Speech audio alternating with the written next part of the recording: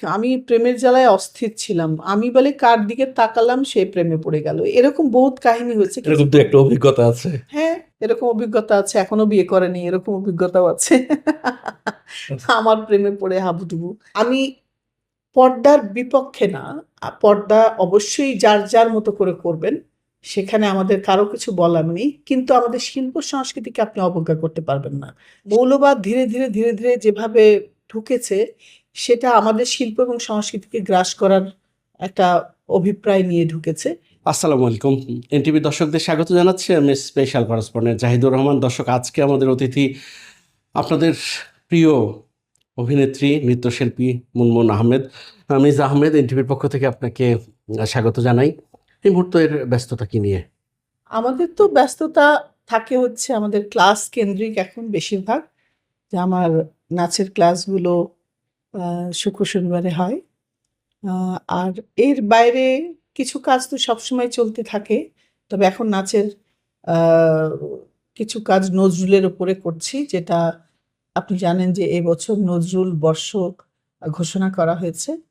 তো নজরুলের কিছু গান, কিছু কবিতা এবং নজরুলের কিছু আ নৃত্যনাট্য করার পরিকল্পনা চলছে। আমরা ফিরতে চাই আপনার শৈশবে। সেই গল্পগুলো একটু শুনতে চাই। আমার মায়েরই ইচ্ছা ছিল যে সে মেয়ে হলে নাচ শেখাবে। তো আমি হওয়ার পরে আম্মা আমাকে একদম হাঁটা শুরু করেছি। আমাকে নাচের স্কুলে ভর্তি করে দিয়েছে এবং সেভাবেই শেখা শুরু। তারপরে হয় না যে একটা কাজ করতে নিজেরও একটা ভালো লাগা তৈরি হয়। আমার নাচের প্রতি একটা সাংঘাতিক ভালোবাসা তৈরি হয়েছে। আর খুব ছোটবেলায় বেড়ে ওঠা হচ্ছে মিরপুরে। মিরপুরে আমার বাবার বাসা। ওখানে আমরা ছোটবেলাটা এখানেই কেটেছে এবং আমার ছোটবেলায় এখন মানে স্মৃতিতে যেটা ঝলমল করে সেটা হচ্ছে যে যেটা এখন ইনডোর স্টেডিয়াম, সেটা আগে লিচু বাগান ছিল, আম বাগান ছিল এবং ওখানে একটা পুকুর ছিল। আমার ছোটবেলাটা ওই লিচু বাগান, আম বাগান এবং সেই লিচু গাছের ওপর থেকে পানিতে ঝাঁপ দেয়া এবং মানে ছোটবেলাটা ওখানে খুব ডানপিটে দুরন্ত ছিলাম। সাইকেল চালাতাম, মোটরসাইকেল চালাতাম, ছেলেদের সাথে ডানগুলি খেলতাম।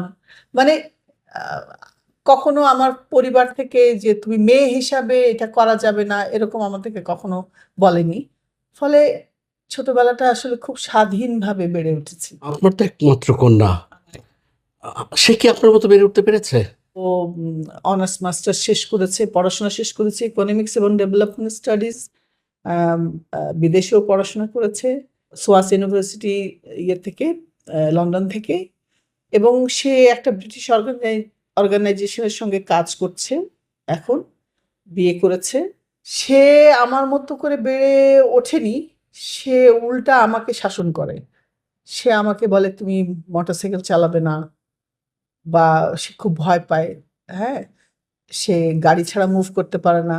আমি সাইকেল নিয়ে মুভ করি। তো ও মানে আমরা নরমালি দেখি যে মায়ের চেয়ে মেয়েরা বেশি আ আরো স্বাধীনতা ভোগ করতে চায়। আমার মেয়েকে আমি দেখেছি যে সে খুব আসলে প্রোটেক্টিভ, হ্যাঁ? ও খুব ভয় পায়। যেমন মোটরসাইকেলটা তার কাছে মনে হয় যে এটা আসলে একটা ওপেন জিনিস। যেকোনো সময় একটা অ্যাক্সিডেন্ট হতে পারে। ও একটু মানে ভয় পায়। আ এছাড়া অন্যান্য দিক থেকে সে আ অনেক বেশি অন্যরকমভাবে বেড়ে উঠেছে। যেরকম সে খুব স্বাধীনচেতা। যে লেগেসিটা থাকে যে একজন মুনমুন আহমেদকে বাংলাদেশ পেল। সবাই তো চিন্তা করে যে তার উত্তরাধিকারিণী হিসেবে হয়তো আমার মেয়ে সে তার মতো করে কিছু কাজ করছে। যেমন সে আ ক্লাসিক্যাল নাচটা খুব ভালো করে শিখেছে এবং সে গোল্ড মেডেল পেয়েছে কয়েকবার জাতীয় পর্যায়ে। সে খুব ভালো কত্থক নাচে। এর বাইরে সে যেটি কাজটা করে সেটা হচ্ছে সে ফিল্ম মেকিং এর উপরে কাজ করছে। সে এর মাঝখানে বেশ কিছু কাজও করছে। ও এবং নুহাস ওরা একসাথে কিছু ফিল্মের কাজ আপনারা দেখেছেন, সেগুলো করেছে এবং ভবিষ্যতেও আরো কিছু কাজ করার পরিকল্পনা রয়েছে তাদের। আ সেগুলো নিয়ে সে কাজ করছে। মানে এই অঙ্গনেই আছে, হ্যাঁ? সে তার মতো করে কাজ করছে। স্কুল, কলেজ, ইউনিভার্সিটির গল্পগুলো শুনতে চাই। স্কুল হচ্ছে মিরপুর বাংলা স্কুল, হুম। আম খুব ছোটবেলা থেকে। আর গার্লস আইডিয়াল ল্যাবরেটরি ইনস্টিটিউট মিরপুরেই আমার কলেজ। এবং ইউনিভার্সিটি আমি জগন্নাথে ভর্তি হয়েছিলাম, কিন্তু আমি এখানে পড়াশোনা শেষ না করে আমি দিল্লি চলে গিয়েছিলাম নাচের উপরে পড়াশোনা করতে। তখন দিল্লিতে আমি শ্রীরাম ভারতীয় কলা কেন্দ্রে 2 বছর এবং আহ, দিল্লি কত্থক কেন্দ্র যেটা, ওখানে আমি 5 বছর নাচের উপরে পড়াশোনা করেছি। আর অনার্স ওখানে যেটা হয় ডিপ্লোমা, অনার্স, পোস্ট ডিপ্লোমা এইভাবে। এবং আমার মূলত ছিল হচ্ছে গুরু শিষ্য পরম্পরায় শেখা। আমি সার্টিফিকেটটাকে আমি খুব একটা গুরুত্ব দেইনি, কারণ সার্টিফিকেটের জন্য যেই পড়াশোনা সেটাতে হয় কি প্র্যাকটিক্যাল শেখাটা খুব কম হয়। সেই জন্য আমি আমার যেটা ছিল যে আমি গুরু শিষ্য পরম্পরায় শিখবো। তো সেইভাবে আমি শিখেছি। এবং আমি যখন বাংলাদেশে এসেছি, আম, আমার কাছে তখন আবার এখানে মনে হচ্ছে যে আমি যে কোনো ইউনিভার্সিটিতে কাজ করতে গেলে ওই অনার্স মাস্টার্স গতানুগতিক সার্টিফিকেটের দরকার। তারপরে আবার আমি আবারও মাস্টার্স করেছি, অনার্স করেছি ইয়েতে, শান্তমরিয়াম ইউনিভার্সিটিতে ডান্স ডিপার্টমেন্টে। আপনার নাচের স্কুলে শিক্ষার্থী কতজন? শিক্ষার্থী বেশ ভালোই আছে। আমার মিরপুরে একটা ক্লাস করি আমার বাবার বাড়িতে 11 নম্বরে। ওটা সপ্তাহে 2 দিন ওখানে করি, ওখানে বেশ কিছু ছেলেমেয়েরা আছে। আর ধানমন্ডিতে মূলত যেইটা আমার বড় স্কুল, এটা হচ্ছে ঢাকা মহিলা কলেজের অডিটোরিয়ামে আমি ক্লাস নেই। এখানে শুক্র শনিবার বিকালে ক্লাস নেই। এখানে মানে নু- মানে একেবারে ছোট বাচ্চারা, যেমন 5 বছর 4 বছরের বাচ্চা থেকে শুরু করে অনেক ইউনিভার্সিটির ছেলে মেয়েরাও আছে। আর এর বাইরে আমি আর একটা ক্লাস বহুদিন ধরে করছি, সেটা হচ্ছে আমার মুক্ত বিহঙ্গ নামে একটা ক্লাস আছে। সেটা হচ্ছে আম, যারা জীবনে একসময় নাচ করতে চেয়েছিল, করতে পারেনি, বা এখন চাকরি সংসার এর পরেও যে সময় পায়, তো তারা আসলে এরকম একটা ক্লাস আছে আমাদের। অনেক এজেড মহিলারাও আছেন এবং শিক্ষকরা আছেন, তারপরে বিভিন্ন স্কুল কলেজের টিচাররা আছেন, ওনারা আসেন। ওইটা মুক্ত বিহঙ্গ নামে, ওইটা শনিবার দিন ক্লাস হয়। এর বাইরে তো আমি শিশু একাডেমিতে শেখাই। আর সম্প্রতি আমি শান্তমরিয়াম ইউনিভার্সিটিতে শুরু করছি শেখানো। এই স্বাধীনতার 50 বছর পরে একটা জিনিস দেখা যাচ্ছে যে একটা রক্ষণশীলতা চলে আসছে। মানে নৃত্যকে অনেকটা দেখানো হচ্ছে, বোঝানোর চেষ্টা করা হচ্ছে যে না, এটা হিন্দু সংস্কৃতি।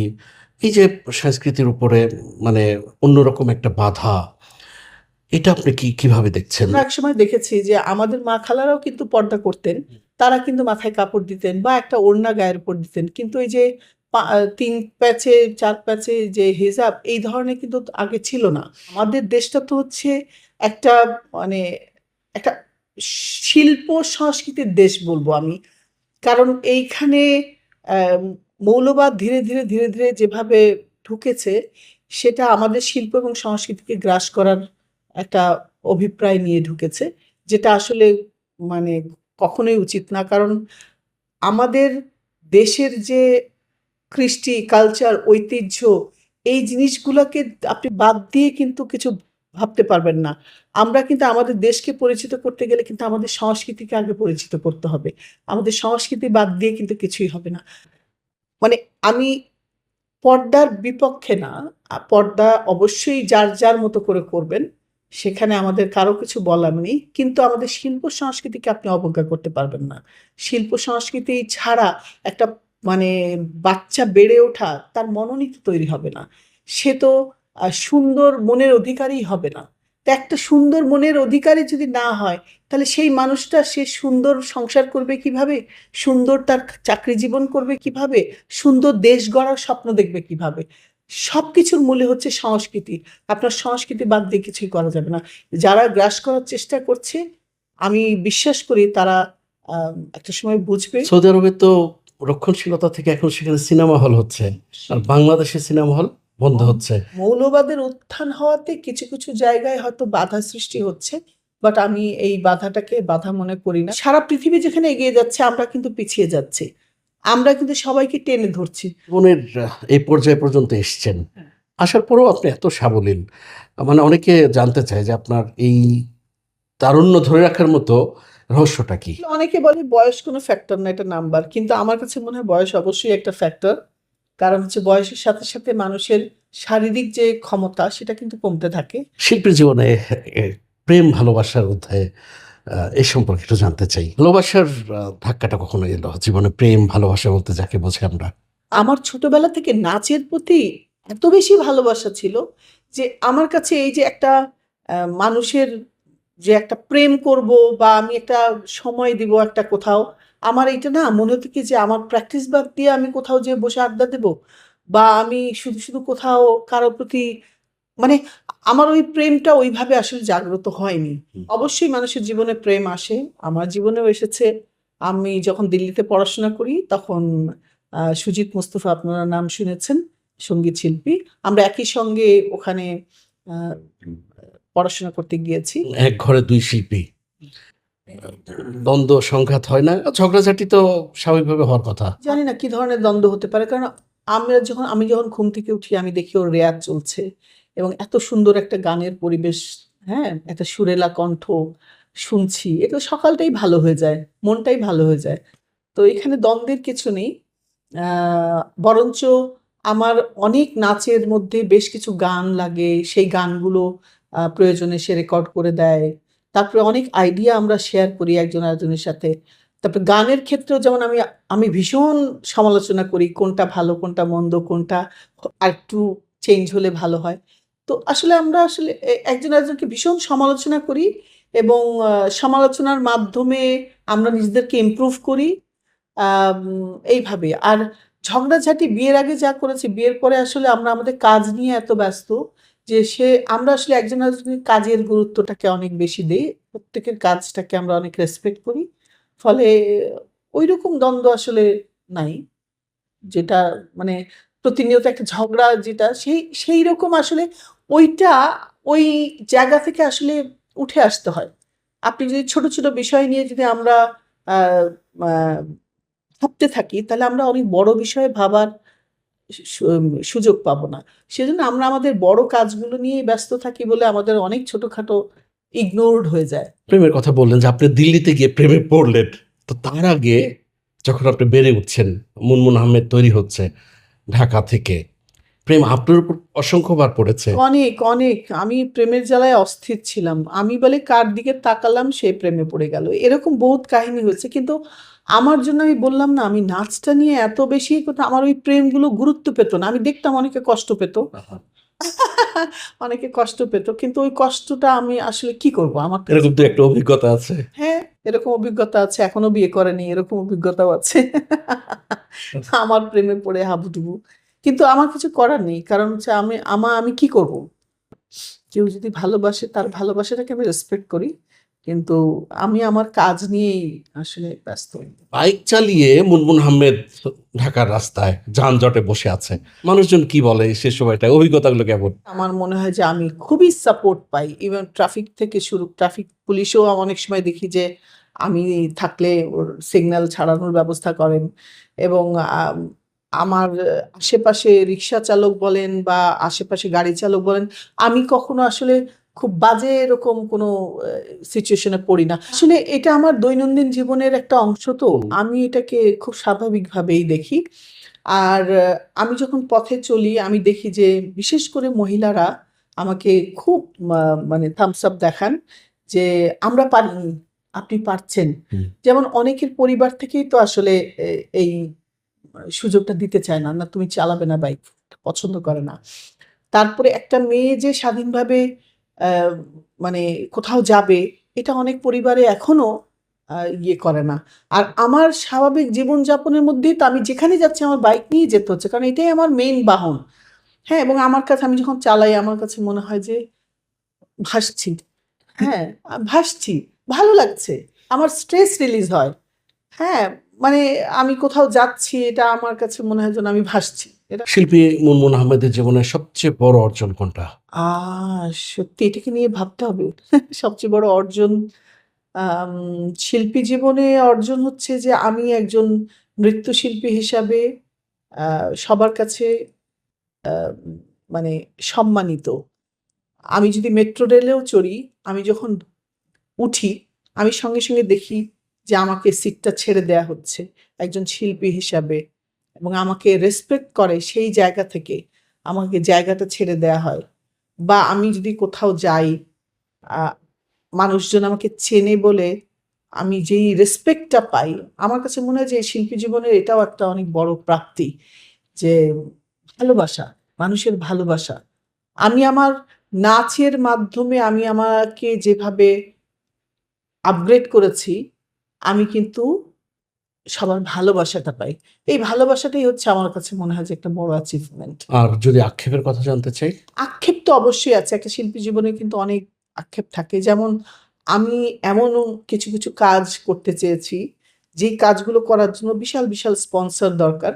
যেইগুলো আসলে আমি করে উঠতে পারিনি। সেই জায়গাটায় আক্ষেপ তো অবশ্যই আছে। তো আশা করছি উম সেই আক্ষেপের জায়গা থেকে আমি এগিয়ে যাবো।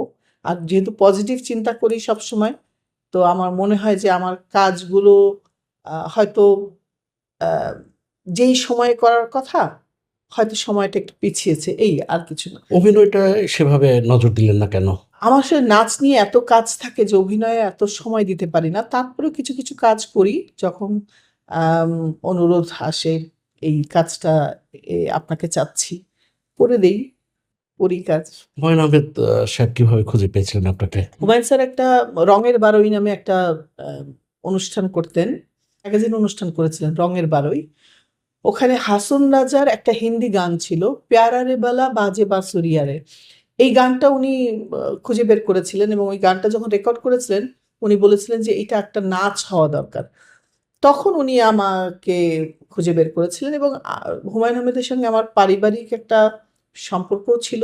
পারিবারিক সম্পর্ক বলতে গেলে আপনি নিশ্চয়ই জানেন আমার শ্বশুরমশাই ডক্টর আবু হেনা মোস্তফা কামাল ওনাকে মানে হুমায়ূন স্যার আমার শ্বশুরকে স্যার ডাকতেন এবং আমাদের বাড়িতে ওনার আসা যাওয়া ছিল।